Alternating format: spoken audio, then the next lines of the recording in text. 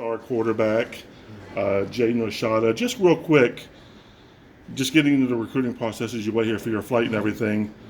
You cut your list from over 30 plus offers down to a final 7. Let's talk about those final 7 as to why they made the list and everything. First off, Cal, why did they make the list? That's back at home, loyalty. They kind of believed in me before a lot of people, but yeah, I say that's why they made the list, just the relationship I got with the people over there, and yeah. Well, you surprise people how many quarterbacks Cal has in the NFL. I mean, you don't think about them, but they produce quarterbacks over there. Yeah, no, they have a lot of quarterbacks. They produce quarterbacks. Aaron Rodgers, kind of the alpha like of quarterbacks over there. So, that's they got a quarterback blueprint and a plan for QBs over there. So yeah. Next on, alphabetically is Florida. Why did Florida make the list? Coach Napier, Coach O'Hara, 2 QB specialists.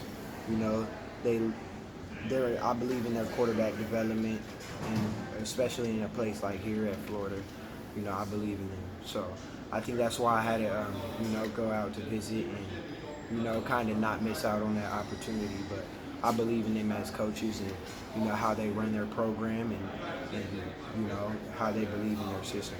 All right. After Florida, we're looking at LSU. Why did LSU make your list? I got a great relationship with Coach Sloan. He's been on me pretty tough, more than a lot of people. Coach Sloan, he's been on me pretty tough. So they made the list, and, being the quarterback at LSU, that's a pretty important responsibility. And, yeah.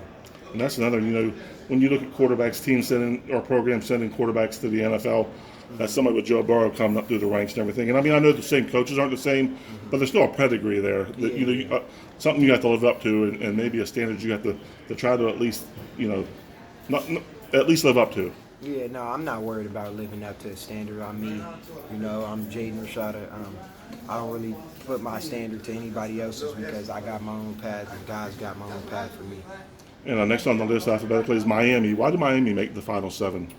They've been on me, pretty hard. I got some connections to Miami. I'm familiar with people out there.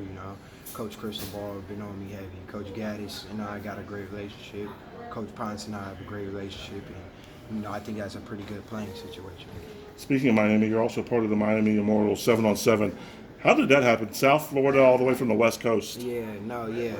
So we played them, and after we played them, that's kind of when I got connected with them. All right.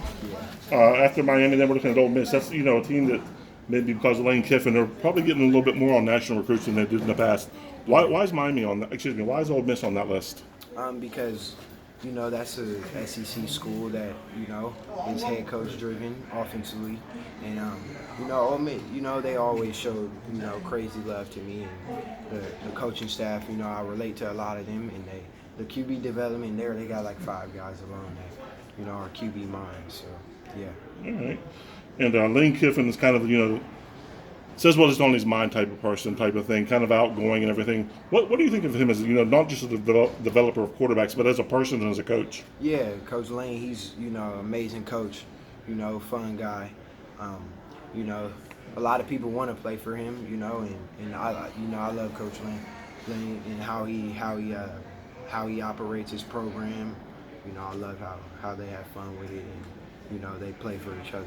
All right, and then Oregon. What is about Oregon? Why did they make your list? Yeah, I got a great relationship with those coaches. It's not too far away from home, and familiar faces. Just of like people knowing my staff, like just people knowing people I know. And that's I feel like they got something pretty good cooking up there, and I think they'll be successful in as a program. Okay, and then we're talking about Texas A&M finally. Yeah. They signed the #1 class last year. In a lot of top kids again this year. What is it about Texas A&M that sticks out? Just honestly, they're SEC West.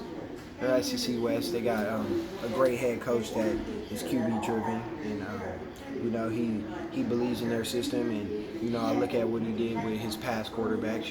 Big one that people will know, Jameis Winston. The system he creates for his quarterbacks, they play comfortable, and it kind of showcases them. So, and I also like how they got some pretty good rhythm rolling in there right now with recruiting classes and just, people just eyes on the program right now, and, I think that could lead to something good, You took an official visit back in the spring to Ole Miss, correct? Was that an official visit? Yeah. So you have 4 remaining, but you only have 3 weeks before you make your decision. Mm-hmm. How's these official visits going to work out? I'm gonna take a couple, then I'll unofficial some other places, but I'm not sure where I'm gonna official 100% yet, but I'll announce them pretty soon. Out of these 7 finalists, are there 1 or 2 schools you know for sure will be there to the very end?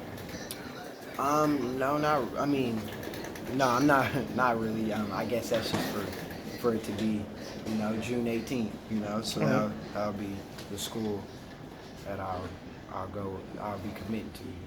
What's it going to come down to? What's important to you when you make your decision? Playing situation where I think will be most successful, where I think I'll be, I'll succeed most as a person and as a football player.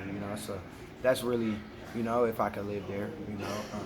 But yeah, being mainly just where I think I'll be most successful at, because, it's about time I go out and live my own life and create my own name and my own destiny. And is this your first visit to Florida, University of Florida? Yeah. Why did Florida make the list without you having ever visited here? Because I know what Coach Napier is capable of doing with quarterbacks, especially with a quarterback, that, I'm blessed, so basically a quarterback, that is blessed to have the talent I do and what he's done in the past, so I just believe in Coach as a coach and a QB developer, so that's a big reason why I did go, and, Gainesville, this place way better than people can imagine, like as far as living there wise, so yeah. And what was his message to you this weekend? Oh, he just wanted me to see it, like he just wanted me to see it and like if I could imagine it, and they showed me the plan they had for me in the system, so yeah, I liked it. Did you get a chance to see the new facility or talk to any of the players or anything? Yeah, I seen the new facility. I talked to the players, that was one of my favorite parts about this visit was the people in the buildings, that's pretty important. What's your main takeaway then from this visit? Man, Florida has something special building, and they're just now getting started. Matter of fact, they are barely even started, but they got something special that's going to go down here within these next couple of years. So you got 3 weeks to go, make the decision on June 18th. In your mind, do you pretty much have a feeling for where you want to go, or are you still trying to make that decision? No, I'm still making that decision. And you said you're making that decision on that day to celebrate your father's birthday. Yes, sir. What part is he playing in this decision? How much kind of feedback is he giving you, and how much is his opinion being taken into consideration when you make that decision?